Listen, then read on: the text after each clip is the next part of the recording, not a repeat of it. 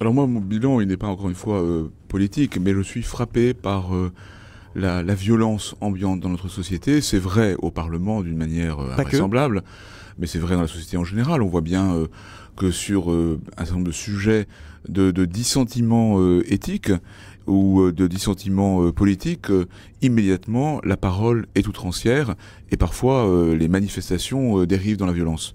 Je pense qu'il y a là un sujet qu'on doit prendre très au sérieux. Il y a une croissance de la violence dans notre société qui est vraiment quelque chose contre quoi nous devons lutter, et aussi sur les racines desquelles nous devons nous interroger. Quelles sont les causes justement de cette violence ?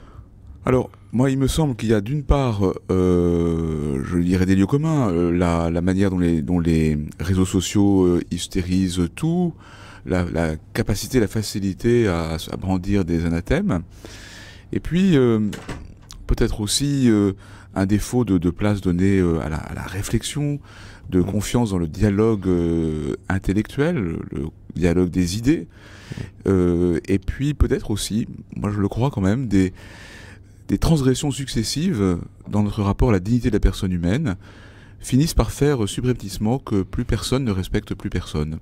Par exemple, vous pensez à quoi en particulier ? Je pense à toutes les transgressions successives en matière de bioéthique, par exemple, qui font que la personne humaine, dans sa singularité, n'est plus honorée dans notre société suffisamment.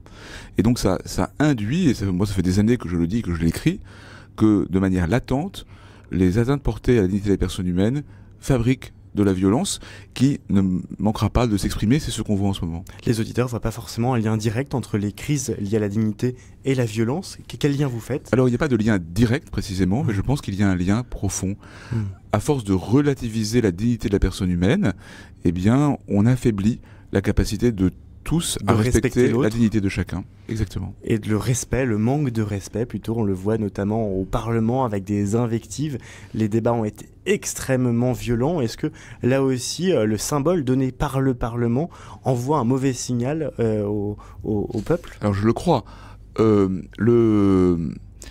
fait partie de la tradition parlementaire que les passions s'y expriment. Et en un sens, le Parlement est le lieu où elles doivent pouvoir s'exprimer au profit de la paix de la société tout entière.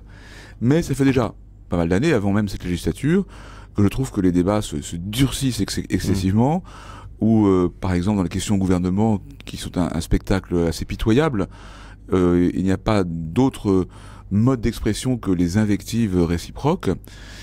Et puis c'est vrai que depuis le début de cette législature, le Parlement a perdu quand même de sa dignité, et je pense que même dans des détails formels, il faut absolument que le Parlement retrouve de la dignité, parce que, vous avez raison de le dire, la justesse du débat parlementaire contribue à la justesse des relations civiques.